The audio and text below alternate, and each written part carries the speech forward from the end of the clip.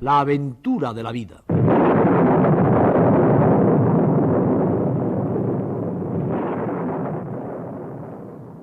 El universo, las plantas, los animales.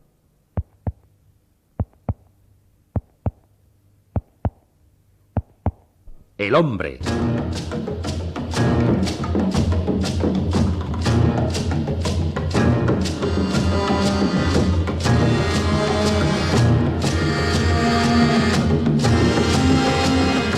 La aventura de la vida.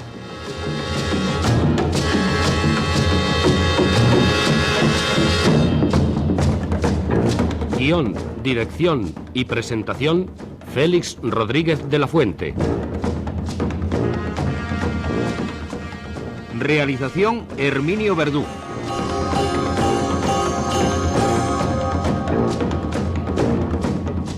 Hoy les ofrecemos...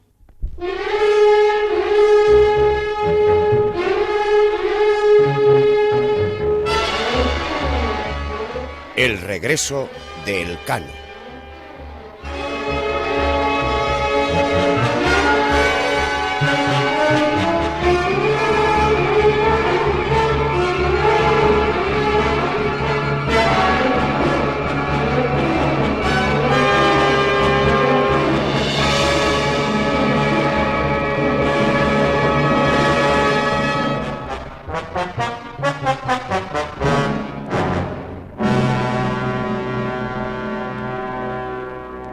Queridos amigos de la aventura de la vida, seguimos nosotros inmersos en ese mundo apasionante que es el mundo de los animales, cuando la libertad de un relato novelado nos permite presentar matices de su conducta y de su biología que no tienen por qué estar sometidos al rigor de una charla de pura divulgación científica. Es posible que en el campo inmenso de las personas que oyen la Radio Nacional y nuestro programa, pues haya quien quizá no esté de acuerdo con algunas de las pautas de conducta que hemos atribuido a los lobos.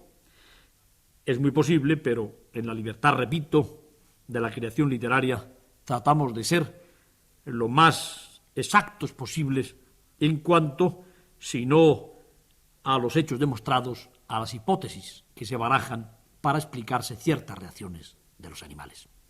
Les cuento esto porque cogemos hoy el relevo de nuestra historia, entramos ya en su penúltimo capítulo, en una situación que ha implicado en el capítulo anterior unas vivencias de nuestros protagonistas, la pareja de lobos, que únicamente pueden explicarse por hipótesis, pero por hipótesis que creo que están muy cerca de la realidad.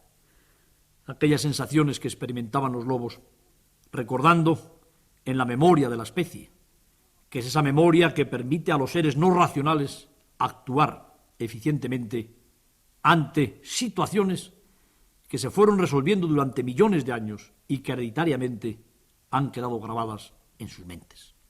Me refiero al momento de la caverna, cuando los lobos en la caverna del Pacto estaban contemplando aquella pintura rupestre, que por cierto hay una, en una caverna del mediodía francés, donde se veía a un hombre cerca de un cánido, concretamente cerca de un lobo. Decíamos nosotros que allí debió nacer el gran pacto, la gran alianza, la alianza entre el hombre y el lobo, que dio como fruto quizá el más asombroso de los premios que la especie humana ha recibido del mundo animal, el perro, ni más ni menos que esa joya, esa síntesis de fidelidad, de compañía, de amor sin exigencia, de darlo todo sin pedir nada a cambio. Pero para volver nosotros a la caverna del Pacto, donde habíamos dejado a Sibila maltrecha, precisamente por el ataque feroz de un hermano remoto de su estirpe, de un perro, de un mastín con mezcla de alano, para volver a la caverna del pacto, a su silencio y a su luz de catedral gótica, a su misterio de santuario de la vida, debemos hacer, como siempre, una pequeña visión retrospectiva para que aquellos amigos nuestros que se han perdido alguno de los capítulos de nuestra historia sepan dónde estamos y por qué y cómo hemos llegado hasta aquí.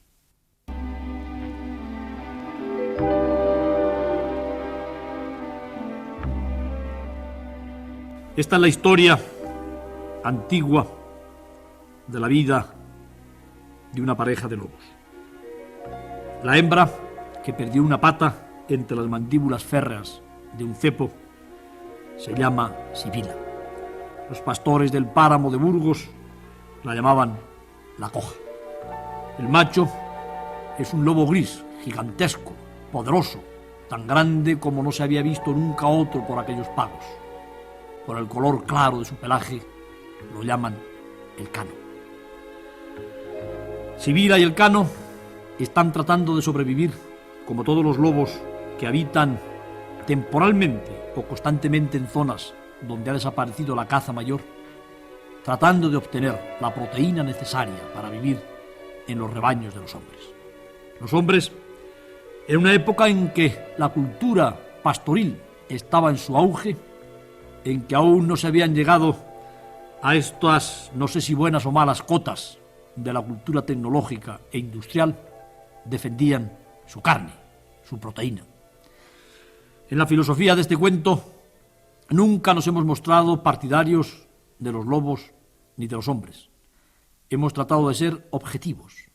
Hemos tratado de contar las cosas tal como las hubiera contado un habitante de otro planeta que no hubiera pertenecido a una ni a otra especie, que no hubiera tenido nada que ver genéticamente ni con los hombres ni con los lobos.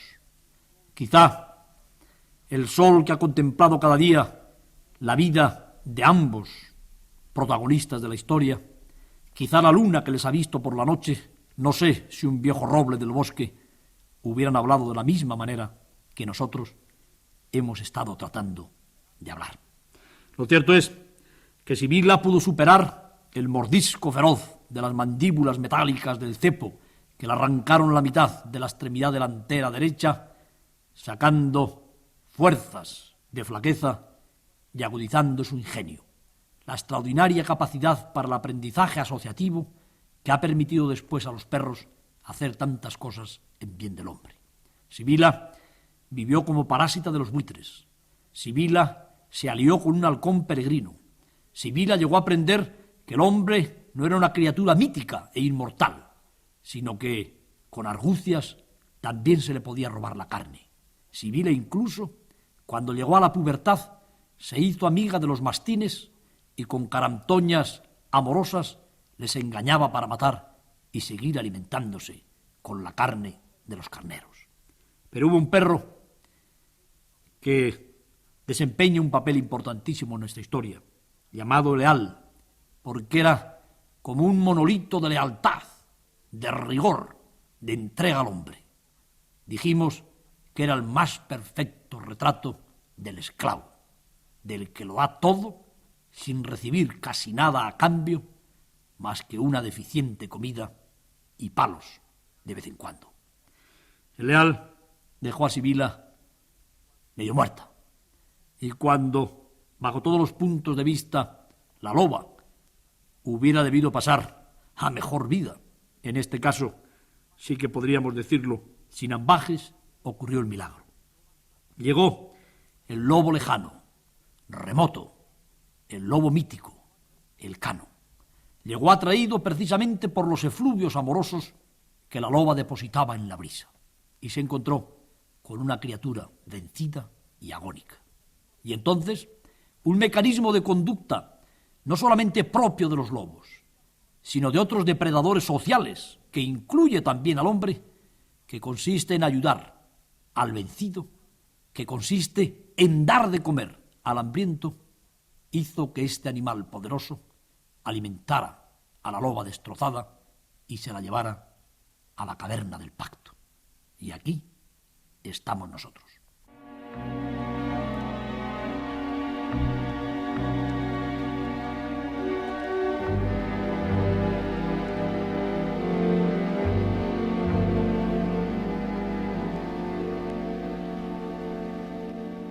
Sibila había visto,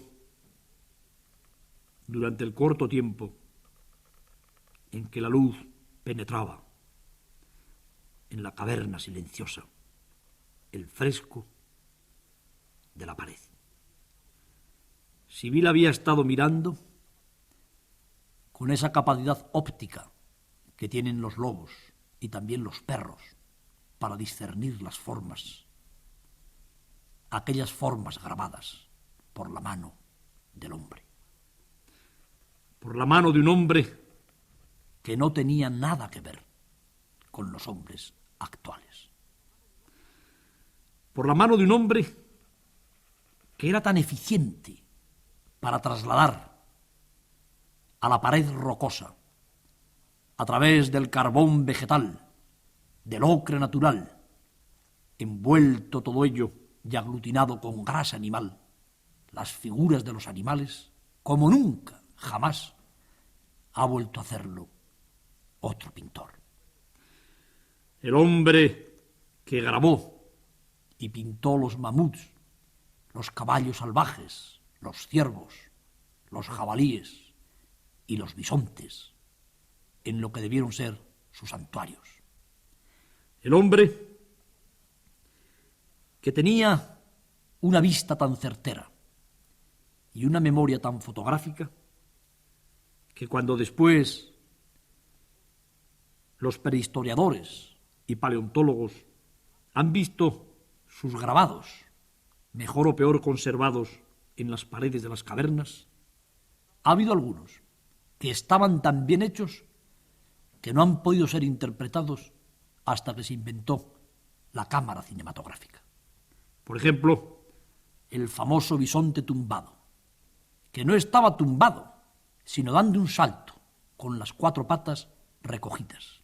Por ejemplo, aquellos bisontes que tenían en tal actitud al correr o al moverse sus extremidades que siempre se pensó que estaban mal interpretados, hasta que los fotogramas de las películas que se han hecho modernamente de los bisontes corriendo han demostrado que, descomponiendo los movimientos, los bisontes corren tal y como les vio el hombre cuaternario, que sabía descomponer en su retina los movimientos de los animales tal y como hoy puede hacerlo una cámara cinematográfica rodando a alta velocidad.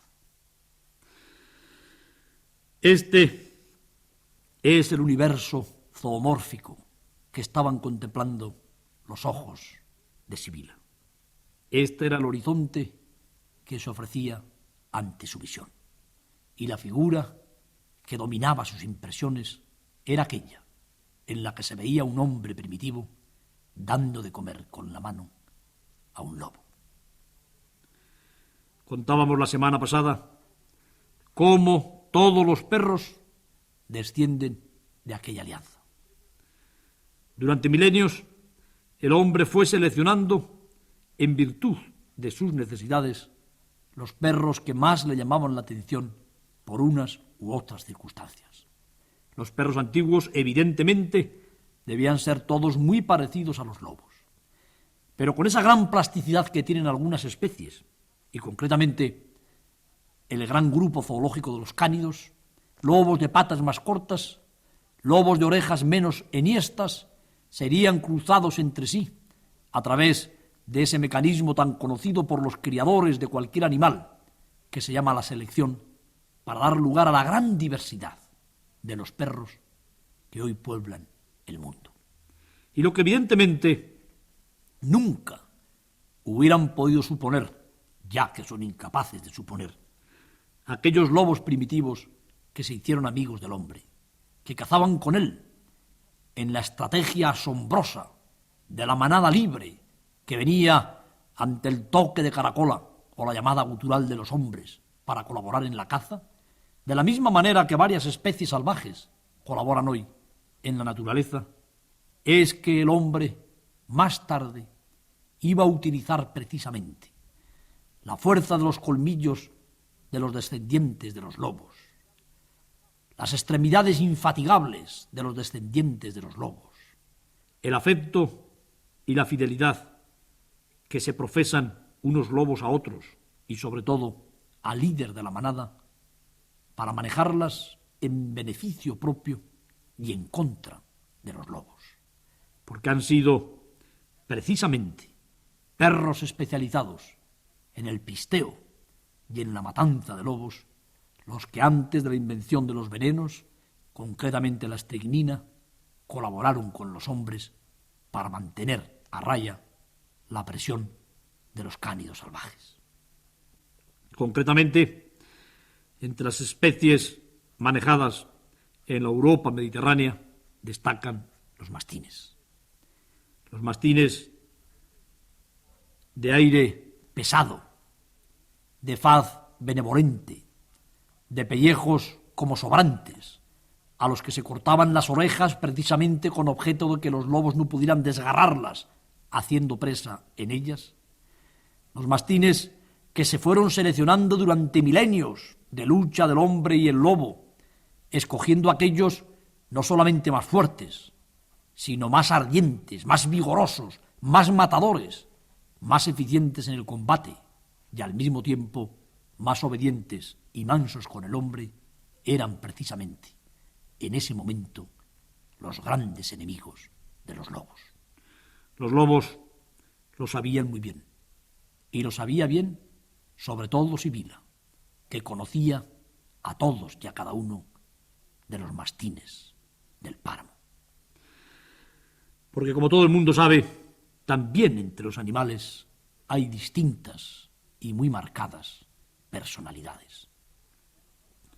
Conocía muy bien Sibila a las perras envidiosas que querían morderla cada vez que aparecía por sus pagos, no solamente porque ella era una loba, sino porque la robaba los galanes. Conocía muy bien Sibila y jugaba con ellos a los perrazos jóvenes de menos de 2 años que se deleitaban persiguiéndola por el páramo y que preferían siempre el juego a las verdaderas batallas. Conocía a aquellos otros infatigables galanes, viejos mastines, que pasaban de unos a otros municipios precisamente para cortejar a las perras y que eran infatigables seguidores de las gotitas de orina que ella iba dejando por las matas del páramo para enloquecer a aquellos mastines castigadores. Conocía también, y tuvo la mala suerte, de conocerle en la más tremenda de las batallas de su vida, al leal, aquel perro que no era mastín del todo, aquel perro que llevaba en la faz, en los ojos oblicuos, achinados, en los poderosos maséteros, en la piel satinada, en el color barcino, es decir, atigrado, en aquel rabo que no tenía más que 3 o 4 vértebras, amputado en la infancia para ofrecer menos puntos de apoyo a los colmillos de los lobos. Conocía hasta dónde puede llegar la ferocidad y el odio implacable. Había un mundo tremendo, un abismo insondable entre los lobos libres, los que no se hicieron amigos del hombre cuando éste decidió transformarles en esclavos, y los que siguieron fieles a su mandato. Aquellos lobos, evidentemente para los propios lobos, hermanos bastardos, los que por la migaja del primitivo pan, por el despojo de la carne matada por el hombre, se habían brindado a vivir en sus cavernas, en sus nacientes ciudades. Sibila y los suyos, la estirpe de los salvajes, habían elegido la libertad. Muchas veces luchaban y combatían los lobos y los mastines. Sibila conocía mejor que nadie la técnica de caza de los mastines, porque había padecido a veces en juegos que ella llegó a salvar, valiéndose de sus encantos femeninos, y la última vez en lo que fue una batalla mortal. Los mastines no pueden jamás competir con un lobo si no tienen la garganta protegida por un recio collar de hierro de púas aceradas, punzantes, que recibe el nombre de carlanca. Estos collares de largas púas eran fabricados especialmente para proteger la zona vulnerable, a donde siempre van a morder los lobos de los mastines. Armados con esta tremenda coraza, con esta protección que resulta prácticamente invulnerable para los lobos, los mastines emplean una técnica de combate que podría compararse a la de aquellos pesados caballeros feudales que a lomos de poderosos caballos y cubiertos de hierro podían combatir mientras no caían. Los mastines tratan de hacer presa en cualquier parte del cuerpo del lobo, particularmente en el cuello. Cuando agarran, no sueltan.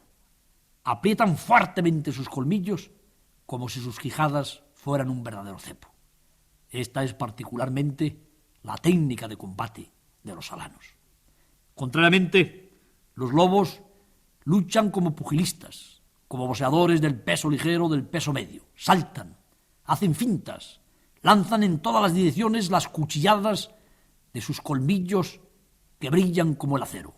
Buscan implacablemente un mordisco que ponga al descubierto el paquete vascular del cuello de su enemigo.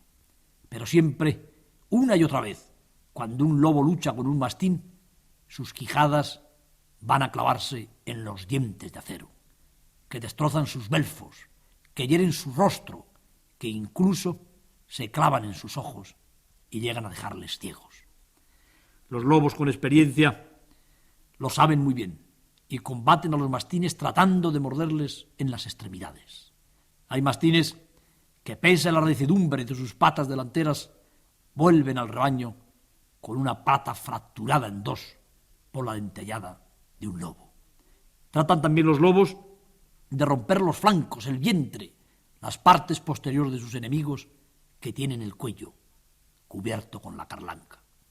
Gracias a esta protección que el hombre hace a los mastines, gracias a este collar invulnerable, lo que pudieran haber sido batallas rápidas y decisivas se transforman en las noches altas de los páramos y las serranías en verdaderas carnicerías.